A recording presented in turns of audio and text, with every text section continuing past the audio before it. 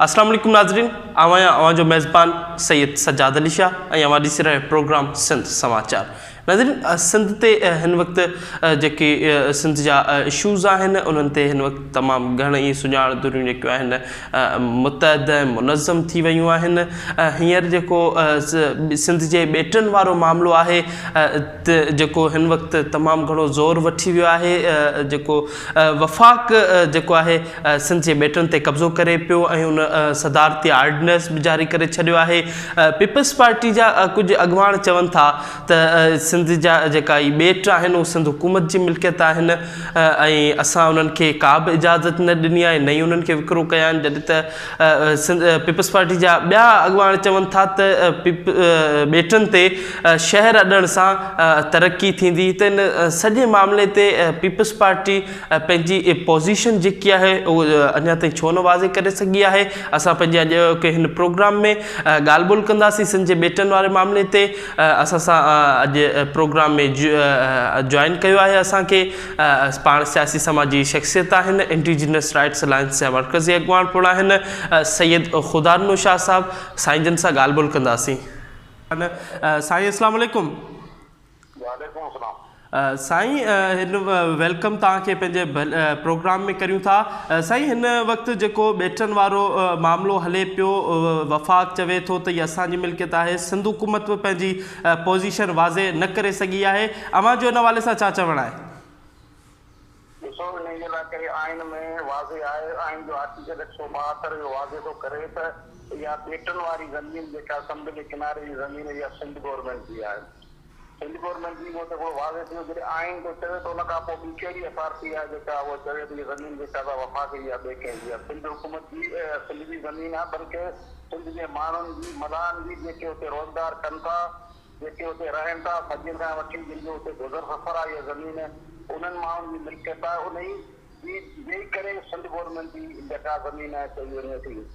त हुन में को शक शुबे जी त ॻाल्हि ई कान्हे का। बिल्कुलु सिंध गवर्नमेंट जेको आहे सो हुन में सुस्ती ॾेखारी आहे। हेसि ताईं जेको आहे हुन में सॼी ख़ामोशी आहे उन्हनि जी, जंहिंमें सम्झ में अचणो सिंध गवर्नमेंट जी रज़ामंदी हिन सां गॾु शामिल आहे। अहिड़ी दावा गवर्नर बि करे पियो, ॿिया बि कनि पिया। हाणे सिंध गवर्नमेंट जेको रिएक्शन आयो आहे, जेको बिलावल भुट्टो जो बयान आयो आहे, उन मां हिकु बिल्कुलु वाज़े इशारो मिलियो त उहो हिन खे नथा मञनि। पर जेको सिंध गवर्नमेंट जो जेको 4 ॾींहं 5 ॾींहं उन जा जेके वज़ीर आहिनि ऐं उन्हनि जो पीपल्स पार्टी सिंध जो सदर निसार खोड़ो साहिबु, उनजो बि बयानु आयो आहे त ॿेटनि जी तरक़ी सां मकानी माण्हुनि जी तरक़ी थींदी। सिंध गवर्नमेंट जी हिन में बिल्कुलु मुजरिमाना ख़ामोशी रही आहे ऐं ॿेट सिंध जी मिल्कियत आहिनि। साईं, हिन जेको मामिलो उथियो आहे उनमें जेकी सिंध जूं सुञाण दुरियूं आहिनि, सियासी समाजी अॻवान आहिनि, उहे बि उथी पिया आहिनि। सख़्तु मज़ाहिमत जो बि ऐलान कयो वियो आहे। अवां जी बि जेको फिशरफोक फोरम तरफ़ां जेकी मीटिंग कोठाई उनमें बि अवां इहो ऐलान कयो आहे मज़ाहिमत कंदा। अवां जेको आहे हिन वक़्तु हिन ॿेटनि वारे मसइले में पहिरियों तव्हां जेकी आहे जदोजहद जी शुरूआति किथां करणु वञो पिया? अवां सां कहिड़ियूं जेको आहे हिन तंज़ीमूं गॾु आहिनि? ॾिसो, असां फिशरफोक फोरम जे तरफ़ां जेका थी उन में असांजी 5 तंज़ीमूं गॾियूं, जिन जो गॾियल सलाह मशवरे सां उहो मशावरती इजलास थियो, जंहिंमें असां जदोजहद जो ऐलान कयो। पहिरीं त असांजो जेको ऑर्डिनेंस वफ़ाक़ जे तरफ़ां सदर पाकिस्तान जेको जारी कयो उनखे रद्द कयो आहे, ॿेटनि खे सिंध जी मिल्कियत करार ॾिनो आहे। जदोजहद जा तरीक़ा कार तय कयो आहे। असां मोहम्मद अली शाह जे सरबराही में 5 रुकनी कमेटी ठाही आहे, जंहिंमें इंडिजिनस राइट्स अलायंस, फिशरफोक फोरम, पायलर ऐं और फाउंडेशन ॿियूं बि कुझु तंज़ीमूं हुन में शामिल आहिनि, जेके सिविल सोसाइटी जूं समूरी तंज़ीमूं आहिनि। ऐं उहो गॾी सिंध जे सामने जेके बि सियासतदान आहिनि उन्हनि सां ॻाल्हाईंदा ऐं उन्हनि खे हिकिड़ो वसीतर लाइमंद जुड़ंदो इनशाअल्लाह ताला सिंध जे ॿेटनि जे हवाले सां। सिंध जो कहिड़ो बि इशू हुजे उनते असांजो हमेशह चिठो मोकिलो रहियो आहे। ऐं मादी में जॾहिं सिंध जे ॿेटनि ते अहिड़े क़िस्म जी वाधार कई वई मुख़्तलिफ़ तरीक़नि सां त असां उनजी भरपूर मुज़ाहिमत कई ऐं इनशाअल्लाह ताला हिन दफ़े बि भरपूर मुज़ाहिमत थींदी, असांजे तरफ़ां बि थींदी, सॼे सिंध जे माण्हुनि जे तरफ़ां थींदी। तव्हां ॾिसो त ॿिनि 3 ॾींहंनि में सॼी सिंध सरापा एहतिजाज आहे। को सिंध जो अहिड़ो शहर कोन्हे, को प्रेस क्लब कोन्हे जिते ॿेटनि जे सदारती ऑर्डिनेंस जे ख़िलाफ़ वफ़ाक़ जी जेका हमलो सिधो जंहिंखे चइजे ऐं वाधार जेको चइजे उन जे ख़िलाफ़ जेका सिंधी माण्हुनि पंहिंजो रद अमल ॾेखारियो आहे इहा कहिड़ी यकीननि ॻाल्हि आहे। सभु सिंधी माण्हू गॾिजी ॿेटनि ते जेको नापाक मनसूबो शहर अॾण जो ठाहियो वियो आहे हिनखे रद्द कंदासीं। असां हिनखे हमेशह अॻे बि सरगर्म में अमल रहिया आहियूं, असांजो वॾो किरदारु रहियो माज़ी में बि, हाणे बि इनशाला असां भरपूर मुज़ाहिमत कंदासीं। वरी महिरबानी साईं, थैंक यू फॉर जॉइनिंग। तव्हां मौक़ुफ़ ॿुधो साईं ख़ुदानो शाह साहिबु हुआ, उहो बि चवनि था त जेका ॿेट आहिनि उहे सिंध हुकूमत जी मिल्कियत आहिनि ऐं जेको आहे जेको वफ़ाक़ आहे उहा हिन ते कब्ज़ो करणु चाहे पियो। उहा एहतिजाज जी बि उन्हनि कॉल ॾिनी आहे, उन्हनि कमेटी बि जोड़ी आहे ऐं जेकी कमेटी आहे उहा सिंध जा जेका ॿिया सियासतदान आहिनि उन्हनि सां मुलाक़ातूं करे गॾिजाणियूं करे हिकु जदोजहद कंदा। हाणे असां ॻाल्हि ॿोल कंदासीं पाण फिशरफॉक फोरम जा चेयरमैन आहिनि सैयद मोहम्मद अली शाह साहब, उन सां ॻाल्हि ॿोल कंदासीं, उन्हनि खां मौक़ुफ़ मालूम कंदासीं त सिंध जे ॿेटनि ते जेको कब्ज़ा थियनि पिया उन्हनि ते उन्हनि जो छा ख़्यालु आहे। अस्सलाम वालेकुम मोहम्मद अली शाह साहब। साईं तव्हां खां मौक़ुफ़ मालूम कंदासीं त ही सिंध जे ॿेटनि वारो जेको मामिलो आहे वफ़ाक़ उन ते कब्ज़ो करण जी कोशिशि करे पियो, तव्हां माहिगीर अॻवान आहियो, तव्हांजो इन हवाले सां छा चवणु आहे? हिकिड़ी ॻाल्हि जेको पाण सभिनि खे ज़हन में रखणु खपे त हे सिंध जा जेके ॿेट आहिनि उहो दरअसल माज़ी में समुंड जो हिसो न रहिया हुआ, हिनखे सिंधू दरिया पंहिंजे सिल्ट सां तख़लीक़ कयो आहे ऐं इंडस डेल्टा जो हिसो आहिनि। ऐं सिंध जे समुंड में 300 खां मथे नंढा वॾा ॿेट आहिनि। ऐं जिते जेको आहिनि इहे ॿेट दरअसल जेको आहिनि उहो सिंध जे लखे माण्हुनि जे रोज़गार जा ज़रिया आहिनि, वसीला आहिनि, फिशिंग ग्राउंड्स आहिनि, माहीगीरनि जो गुज़रगांव आहिनि ऐं काफ़ी ॿेटनि ते जेको आहे माहीगीर जेको आहे सदियुनि खां रहनि बि था। माना केटी बंदरगाह उते शाह बंदर ताईं जेके बि ॿेट आहिनि उते माहीगीरनि जो आबादी उते क़ाइमु आहिनि। इन करे सिर्फ़ु जेको आहे माहीगीरनि जे रोज़ी जा प्याला न आहिनि, ज़रियो न आहिनि, बल्कि जेको आहे उते माहीगीर रहनि बि था। ऐं ॿी ॻाल्हि इहा त हीउ जॾहिं डेल्टा जो हिसो आहे त डेल्टा हिन वक़्तु हिकिड़े क़िस्म सां डाइंग दरिया जो पाणी न अचण करे डेल्टा डाइंग डेल्टा बणिजी चुको आहे। इन करे डेल्टा खे रामसर कन्वेंशन जे तहत रामसर साइट डिक्लेयर कयो वियो आहे। जॾहिं का रामसर साइट डिक्लेयर उनखे कबो आहे जंहिंखे ख़तमु थियण जा ख़तरा हूंदा आहिनि, त इंडस डेल्टा खे ख़तमु थियण जा तमामु ख़तरा आहिनि। इन करे हिनखे रामसर साइट डिक्लेयर कयो वियो आहे। हाणे जॾहिं रामसर साइट डिक्लेयर थी सघे तॾहिं इंसानी कंहिं बि क़िस्म जी जेके इंसानी हथ जुड़ा जेके आहे उहो रामसर कन्वेंशन जे ख़िलाफ़ हली हूंदी। त वफ़ाक़ी हुकूमत जेको आहे उहो हिन सिंध ऐं बलूचिस्तान जे ॿेटनि ते शहर ॾे रामसर कन्वेंशन जी बि ख़िलाफ़ वर्ज़ी करण पिया वञनि ऐं उन सां गॾु सिंध जे वहदत ते बि जेको आहे इहो असीं हमिलो तस्वर था करियूं, सिंध जी ख़ुदा मुख़्तियारी ते बि असां इहो हमिलो था तस्वर करियूं।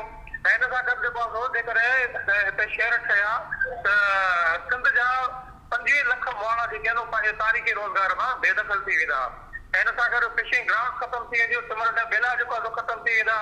माहीगीरनि जो जेको आहे जेके ॿेट आहिनि उन सां गॾु जेके क्रीक्स आहिनि उहो माहीगीरनि जो गुज़रगांव आहिनि, समुंड जो गुज़रगांव जेके आहिनि उहो बंदि थी वेंदियूं।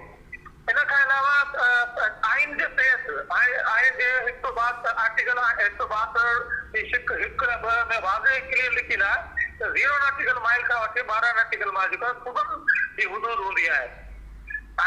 ऐं जेके ॿेट आहिनि उहो असल में 1 नॉटिकल माइल खां 3 नॉटिकल माइल जे हदूद जे अंदरि अचनि था। इहो जेको आहे सिंध जी हदूद आहे ऐं हिननि ॿेटनि जा मालिक सिंध जा माहीगीर आहिनि ऐं उनजा वारिस आहिनि ऐं सिंध हुकूमत उन्हनि जी कस्टोडियन आहे ऐं कमालीदड़ आहे। इन करे जेको आहे ॿेटनि खे विकिणण जो न वफ़ाक़ खे इहो हक़ आहे, इख्तियार आहे, न सिंध हुकूमत खे आहे। जेको आहे हिननि ते कंहिं बि क़िस्म जी हथ छुड़ाव या कंहिं बि क़िस्म जी जेको आहे एक्सपेरिमेंट तरक़ी जे नाले में हिननि ॿेटनि खे जेको आहे तबाह करे सघे थी, ॿेटनि जी सॼी इकोलॉजी खे जेको आहे धर्म भरम करे सघे थी। साईं वफ़ाक़ चवे थो त इहा असांजी मिल्कियत आहे ॿेट ऐं सिंध हुकूमत जा जेका मुख़्तलिफ़ कुझु वज़ीर चवनि था त जेको असां ॿेट जेका आहिनि वफ़ाक़ हवाले न कया आहिनि ऐं ॿिया अॻवान चवनि था त ॿेटनि ते शहर अॾण सां तरक़ी थींदी अव्हां जो इन हवाले सां छा चवणु आहे? साईं मूं चयो त वफ़ाक़ चवे थो त हीअ असांजी मिल्कियत आहे सिंध हुकूमत जा कुझु अॻवान चवनि था त असां जेको आहे ॿेट वफ़ाक़ हवाले न कया आहिनि ऐं ॿिया सिंध हुकूमत जा ई कुझु अॻवान आहिनि वज़ीर आहिनि उहे चवनि था त ॿेटनि ते शहर अॾण सां तरक़ी थींदी त तव्हांजो इन हवाले सां छा चवणु आहे त ॿेटनि ते शहर अॾण सां तरक़ी थी सघे थी? आख़िर छा खे चइजे थो जेकॾहिं ॿेटनि ते बिल्डिंग बीहारण सां बंगला हटण सां रिज़ोर्ट सेंटर ठाहिण सां इहा तरक़ी आहे त तरक़ी न आहे बल्कि जेको आहे तबाही ऐं बर्बादी आहे। तो सिंध हुकूमत जा शुरू में बयान जेको आहे मुखालिफ़ आया फिर विच में जेको आहे उनजी हिमायत में बि आया पर हाणे बिलावल भुट्टे जे बयान खां पोइ कुझु शइ क्लियर थी आहे त बिलावल भुट्टे पंहिंजे बयान में वफ़ाक़ जे हिन अमल खे जेको आहे रद्द कयो आहे आयो उन जेको आहे ॿेटनि ते शहर अॾण जी मुखालिफ़त कई आहे इन करे असां हुनजे हिन बयान जी अप्रीशिएट था करियूं ऐं इन उमेद सां ऐं इहो बि असीं हुन खां पीपल्स पार्टी खां बिलावल भुट्टे खां मुतालबो कंदासीं त फौरी तौर ते सिंध असेंबली जो इजलास घुराए हुन इजलास में ॿेटनि ते शहर अॾण जे ख़िलाफ़ हिन सदाकती ऑर्डिनेंस जे ख़िलाफ़ जेको आहे बाक़ाइदा करारदाद अचणु खपे ऐं यकलाए सां जेको आहे सिंध असेंबली वेसल जेतिरा बि सिंध जा पार्लियामेंट्री आहिनि सभु गॾिजी जेको आहे इन मनसूबे खे बि रद्द कनि ऐं ऑर्डिनेंस खे बि जेको आहे रद्द कनि इहो उन्हनि जो कानूनी आइनी इख्तियार आहे त सिंध हुकूमत जेको आहे वफ़ाक़ जे हिन अमल खे रद्द करे सघे थी। थैंक यू वेरी मच साईं मोहम्मद अली शाह साहब तव्हां असांखे टाइम ॾिनो वेलकम ऐं थैंक यू फॉर जॉइनिंग। जी त तव्हां ॻाल्हियूं ॿुधियूं असां सां फिशर फोक फोरम जा चेयरमैन सैयद मोहम्मद अली शाह साहब बि गॾु हुआ साईं ख़ुदा शाह साहब सियासी समाज शख़्सियत आहिनि गॾु हुआ इन्हनि पंहिंजो मौक़ुफ़ जेको आहे चिटे नमूने सां पेश कयो ऐं उन्हनि इहो ई चयो आहे त ॿेट जेका आहिनि उहे सिंध जी मिल्कियत आहिनि ऐं जेको आहे को बि कानून जेको आहे इख़्तियार नथो ॾिए त ॿेट जेको आहे वफ़ाक़ ॿेटनि ते कब्ज़ो करे सघे। सैयद मोहम्मद अली शाह साहब इहो बि बिलावल भुट्टो ज़रदारी खां मुतालबो करे छॾियो आहे त बिलावल जल्दी पंहिंजी सिंध काबीना जो इजलास घुराए सिंध असेंबली में क़रारदाद पेश करे वफ़ाक़ जे हिन कब्ज़े ख़िलाफ़ त सिंध जे माण्हुनि जूं उमेदूं आहिनि जेको आहे पीपल्स पार्टी हिन मामले खे संजीदगी सां वठे ऐं ॿ राया न करे हिकिड़ा अॻवान हिकिड़ी ॻाल्हि कनि था ऐं ॿिया ॿी कनि था त हिननि खे पीपल्स पार्टी खे बि गॾिजी करे हिकिड़ो ई मौक़ुफ़ पेश करणु घुरिजे त सिंध जा ॿेटनि वारो मामिलो हिकु पासे थी सघे ऐं जेका उते हज़ारनि जी तादाद में ॿेटनि ते रहंदड़ मला आहिनि जेकॾहिं ॿेटनि ते शहर अॾिया विया त उहे बि पंहिंजे रोज़गार ऐं पंहिंजे अझे खां महरूम थी वेंदा। अॼोके प्रोग्राम में पंहिंजे मेज़बान खे ॾींदा इजाज़त। अलावाई।